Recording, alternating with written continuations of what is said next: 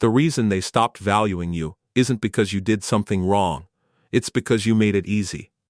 Easy to reach. Easy to cancel on, easy to assume. And the moment access to you becomes effortless, effort toward you quietly drops. When you become easy to access, something shifts, not dramatically, not instantly, but subtly. And that subtle shift is where the trap begins. You answer every call. You reply within minutes. You rearrange your schedule. You show up whenever they need you. You think you're being consistent, reliable, mature. But here's the uncomfortable truth. The more friction you remove, the less weight your presence carries. Availability feels generous, but excessive availability feels guaranteed. And guaranteed things are rarely valued. It starts small. They cancel without urgency. Like sending a last-minute text saying something came up with no effort to reschedule. And you reply with a simple no worries, even though you cleared your entire evening for them. You swallow the irritation. You tell yourself it's not a big deal. But it is, because deep down, people don't protect what they don't fear losing. When access to you feels unlimited, the psychological tension disappears. There's no anticipation, no uncertainty, no cost. You become convenient, and convenience, over time, turns invisible. You are present in their life, but they are not careful with you. You look at your phone one night and notice something unsettling. You're always the last message in the conversation. You're the one who follows up, the one who checks in, the one who keeps the thread alive. And suddenly, you realize something heavier than rejection. You realize you're predictable. Predictability isn't bad in character, but in access, it lowers perceived value. This is the availability trap. You think being constantly present proves your worth, but psychologically, it often does the opposite. When people know you will always respond, always adjust, always remain, they subconsciously relax their investment, not because they're cruel, because human nature protects what feels scarce. And here's the part most people miss. The person pulling away may still like you. They may enjoy you. They may even care. They just don't feel the tension of losing you. Value is not built through constant presence. It is built through selective presence. When your time feels deliberate, your response is intentional, your access earned, not assumed, something changes. Attention sharpens. Effort increases. Respect stabilizes. The trap was never about kindness. It was about imbalance. But the real danger isn't what they do. It's what this pattern slowly does to your confidence. And most people don't notice it until the damage is already done. In today's world, availability isn't just physical, it's digital. And digital availability might be the most dangerous form of all. It starts innocently. You reply fast because you're interested, because you're engaged, because you don't play games. They send a message. You respond within minutes. Every time. At first it feels mutual. Then something shifts. One day you reply instantly, and you're left staring at the typing bubble. It appears, disappears, appears again, then nothing. Minutes turn into an hour. The hour turns into 3. You tell yourself you don't care. But you check 3 times in the last 10 minutes. Still nothing. The next morning, they respond casually. No acknowledgement of the delay, no urgency, just continuation, and you reply fast again. This is where the trap deepens. When your responsiveness becomes guaranteed, it stops being appreciated. It becomes expected. Because once something becomes the norm, it stops being valued. You didn't become less valuable. You just became predictable. And predictability removes tension. The psychology is subtle, but powerful. When someone knows you will always answer quickly, always be emotionally available, always keep the conversation alive, they subconsciously reduce effort. Not out of malice, but out of comfort. There's no risk, no uncertainty, no sense that your attention must be earned. Now here's the contrast most people are afraid to test. The moment you slightly delay, not as a game, but because you're genuinely busy, something interesting happens. Suddenly, they double text. Suddenly, they ask when you're free. Because for the first time they're wondering if your attention might disappear. Why? Because attention that feels limited triggers investment. This applies beyond dating. In friendships, at work, in networking, the person who instantly agrees to every meeting, every favor, every request, slowly becomes background noise. The one who says, "I'm booked this week, let's do next Thursday," commands a different level of respect. It's not arrogance, it's perceived demand. When your time appears structured, your presence feels intentional. And intention carries weight. The availability trap convinces you that faster equals better, that more access equals more connection. But connection thrives on pacing. If your responses are automatic, your value becomes automatic. And automatic things are rarely protected. The shift isn't about playing hard to get. It's about being hard to take for granted. Here's where the trap gets deeper. When you are always available, you don't just become convenient, you become infrastructure.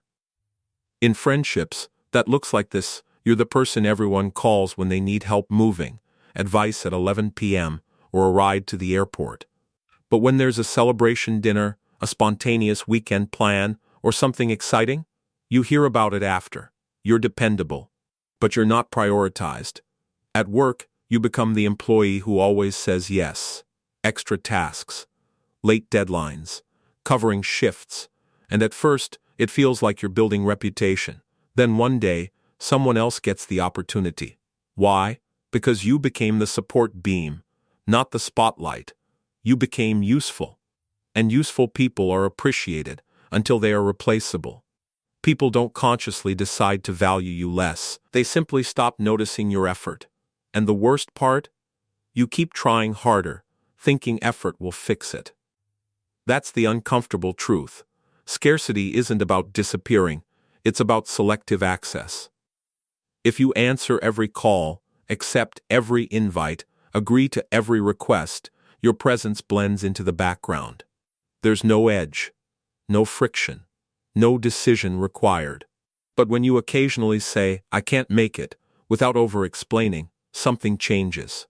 When you stop chasing replies, when you stop sending the second follow-up, when you stop waiting for validation, you introduce space. And space forces awareness. Here's a real moment most people recognize. You always initiate plans with a friend. Always. One week, you decide not to. You don't announce it.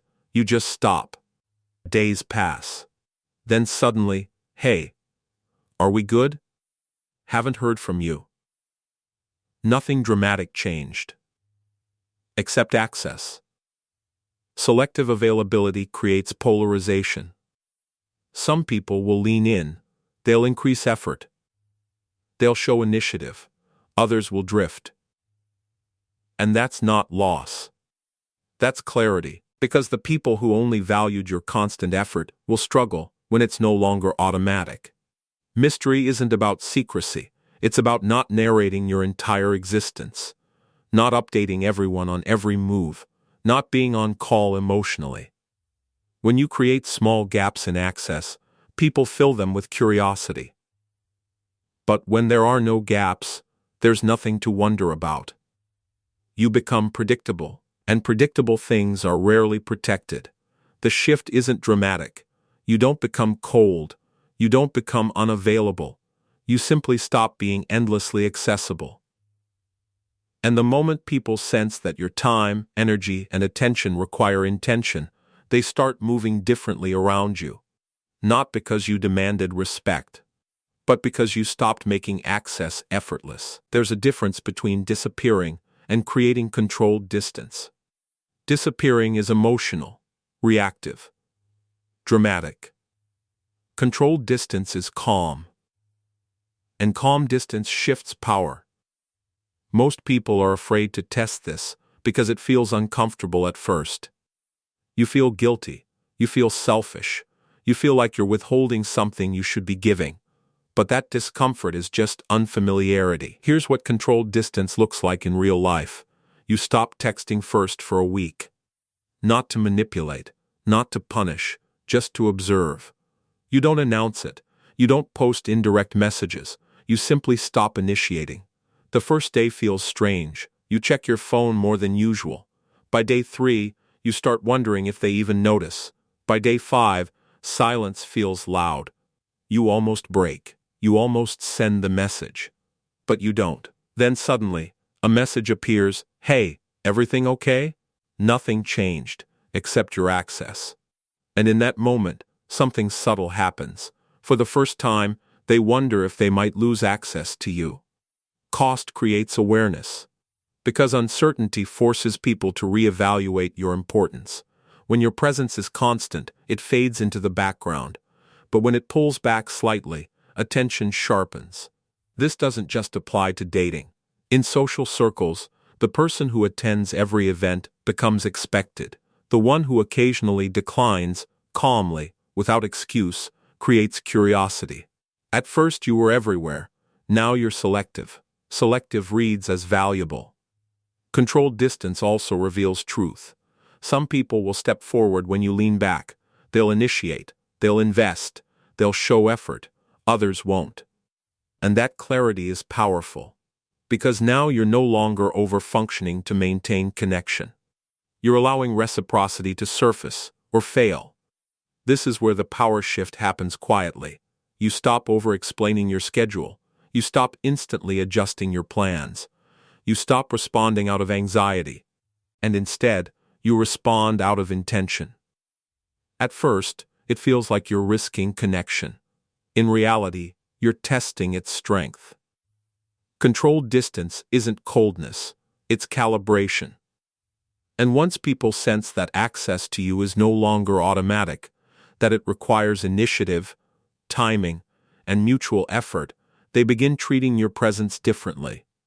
Not because you demanded it, but because for the first time, it's not guaranteed. The real power shift happens the moment you stop reacting and start choosing. Before, you were immediate. A late night you up? Text would light up your screen at 11:47 p.m. You'd see it. Your heart would spike. You'd respond within seconds, trying to sound casual, pretending you weren't waiting. You used to wait. Now, you move. This is the transformation. Instead of reacting instantly, you see the message, and you put your phone down, not to play a game, not to create artificial tension, but because your life is no longer paused for someone else's convenience. You go to sleep. You wake up to 3 missed calls, and suddenly, they're the one chasing. That's not manipulation. That's leverage. When access to you is no longer automatic, the dynamic recalibrates. The person who assumed you'd always be there begins to feel uncertainty. And uncertainty creates attention. Old self, constantly available, constantly responsive, constantly adjusting. New self, responsive when it fits, present when it's mutual, gone when it's not. The result? Energy shifts. Because independence is rare. Most people operate from subtle fear. Fear of losing connection, fear of being replaced, fear of silence. When you remove that fear from your behavior, it's noticeable. Magnetic even. Not because you're distant, but because you're self-contained. Here's another real-world moment. You used to rearrange your schedule when they canceled. It's fine, I'm free tomorrow too. Now, when someone cancels last minute, you respond calmly, no problem. Let me know when you're free next week. No urgency. No scramble. And something changes. They start locking in plans more carefully. Because now, there's a cost to flaking. Cost creates respect. And respect changes how people invest. Leverage isn't loud. It doesn't announce itself. It's the quiet confidence of someone who knows their time has value and acts like it. The availability trap trained you to prove your interest through access. The shift trains you to express interest through choice. You're still kind, still warm, still present, but not endlessly reachable. And when people feel that your attention is given, not assumed, they respond differently. They initiate more, they invest more, they respect more. Because you no longer signal, "I'll always be here." You signal, "I'm here when it's aligned." And that subtle difference changes everything. The final shift isn't external, it's internal. You stop measuring your importance by how quickly someone responds. You stop rereading messages, wondering if you said too much. You stop checking your phone every few minutes to see if they've replied. You don't feel the urge to chase. Because your life is no longer paused in anticipation. This is where everything changes. When you escape the availability trap, you don't become colder, you become centered. Your time has structure, your energy has direction, your presence is intentional, and people feel that. You walk into a room and your phone is silent, but you are not. You're engaged in conversation. You're grounded. You're not scanning for notifications. You're not subtly seeking validation. Your attention isn't fragmented. It's owned. And ownership is powerful. There's a quiet confidence that comes from knowing you are not waiting to be chosen. You are choosing. You're not reacting to invitations. You're deciding which ones deserve your presence. That's the identity shift. You are no longer reacting to attention. Attention reacts to you. When your availability was unlimited, people felt safe assuming access. Now, they feel grateful when you give it. There's a difference between being tolerated and being anticipated. And anticipation is where value lives. Imagine your future self 6 months from now. You wake up. You check your phone once, not compulsively, just intentionally. Messages are there. Invitations are there. But you don't feel urgency. You respond when it fits your rhythm. You decline without guilt. You accept without overextending. Your calendar reflects your priorities, not everyone else's.